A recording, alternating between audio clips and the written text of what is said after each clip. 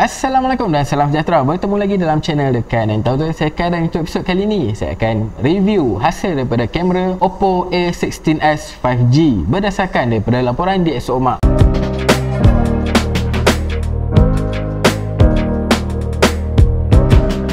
So guys, bagi siapa yang tak tahu apakah itu DxOMark, DxOMark ni merupakan image lab yang terdapat di Paris, yang mana mereka ni memang pakar lah untuk buat test berkaitan dengan bateri, image quality, audio dan juga display. Laporan-laporan yang diorang keluarkan ni memang detail dan terperinci. So guys, tanpa buang masa lagi, jom kita tonton laporan untuk Oppo A16s ni. Alright guys, so untuk Oppo A16s 5G ni, kalau kita boleh tengok dekat tajuk ni, dia tulis ni basic shooter with no ultra wide. So daripada tajuk kita tahulah yang A16s ni tak ada ultra wide, dan untuk ranking global dia mendapat tempat yang ke 114 untuk ranking kamera dia lah. Okey, jom kita tengok sikit kamera spek untuk A16s ni. Untuk primary camera dia ada 13 megapixel sensor f2.2 dengan 80 degree field of view. So 80 degree ni tak wide sangat lah, sebab itulah dia tak ada ultra wide kan. So kemudian ada lens mono 2 megapixel sensor f2.4 aperture dengan 88.8 field of view. So dah hampir dengan primary ni lah dia punya field of view. Kemudian untuk makro 2 megapixel sensor f2.4 aperture dengan 88.8 degree field of view. So lens ni memang boleh katakan ada satu field of view je lah, sebab dia punya field of view dia tak jauh sangat dia punya bukaan angle dia tu. Kemudian untuk video dia boleh shoot 1080 30 frame per second. So kalau kita tengok spek ni memang basic lah, tak ada 4K pun. Alright, jom kita terus ke gambar yang telah ditangkap oleh DxOMark. Okey, jom kita tengok gambar sampel ni. In bright condition, exposure is acceptable dan dynamic range is fairly wide. Okey, kalau kita tengok gambar ni dalam keadaan yang high contrast lah. Sebab kalau kita tengok dekat sini ada matahari yang sangat kuat yang menghadap kamera kita ni. So dalam keadaan yang matahari yang agak kuat ni, kalau kamera tak cukup power, memang akan ada banyak masalah lah di dalam gambar. So dari segi dynamic range, kita boleh katakan acceptable lah untuk kamera ni, yang mana dia mampu untuk pastikan cuma kawasan matahari ni saja yang clipping. Okey, memang tak ada detail lah dekat kawasan matahari ni, dan dekat kawasan lain kita boleh nampak yang dia agak underexposed sebenarnya untuk kawasan-kawasan yang lain ni. Dan kalau kita zoom dekat kawasan yang gelap, kita tak nampak sangat ada noise, tapi ada juga noise, cumanya taklah terlalu banyak sangat. Alright, nice. Kita tengok untuk indoor portrait pula. So gambar ni di shoot di dalam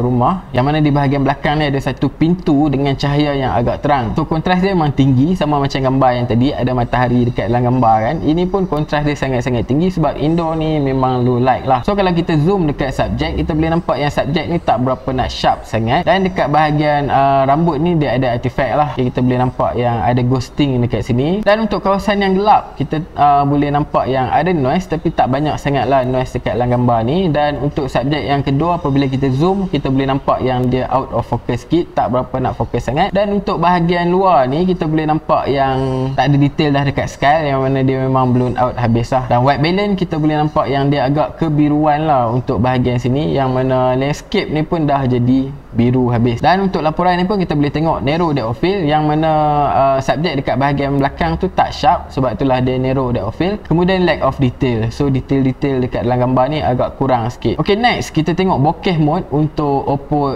A16s ni. So jom kita tengok gambar. Ok, untuk gambar ni kalau kita zoom, kita tengok bokeh untuk subjek, bokeh dia agak cantik, cumanya kalau kita tengok bokeh rendering ni, dia tak berapa nak tepat sangat lah. So untuk bahagian ni kita boleh nampak yang dia blur tak habis sampai ke hujung ni. Kemudian untuk bahagian rambut atas ni nampak cantik, cuma dekat sini dia tak pergi ke edge rambut tu, dia ada part yang sebelum rambut ni yang tak berapa nak blur. Untuk bahagian yang susah yang macam ni pun kita boleh nampak yang dia tak bokeh kan, memang langsung tak blur. Dan untuk bahagian bawah tak ada masalah. So untuk bahagian depan ni pun bokeh dia pun tak ada masalah, cuma untuk subjek je lah, apabila ada rambut memang dia ada masalah sikit untuk hasilkan bokeh yang cantik. Alright, next. So kita tengok untuk close range zoom, yang mana dia menggunakan zoom daripada kamera ni lah. So hasil daripada gambar ni, kalau kita boleh zoomkan dekat subjek, kita boleh nampak lah yang subjek ni memang tak sharp, dan dia punya detail dekat dalam gambar ni memang nampak fake, memang nampak tak real lah. So kita boleh tahu yang image ni dah proses terlalu heavy sangat, sampai detail-detail dekat pokok ni pun dah hilang. Kita cuma boleh nampak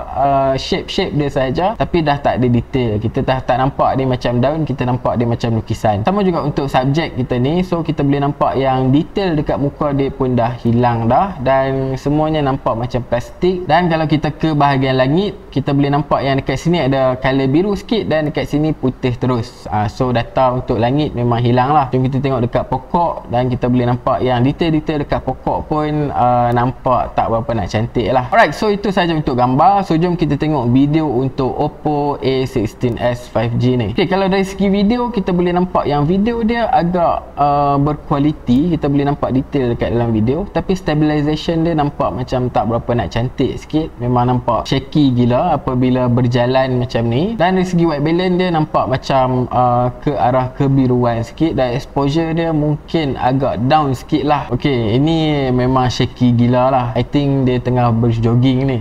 So memang shaky gila lah video ni. Alright guys, so itu sajalah untuk review Oppo A16s ni. Kalau korang ada apa-apa cadangan dan juga pendapat, boleh tinggalkan di ruangan komen di bawah. Kita jumpa dalam video seterusnya. Assalamualaikum.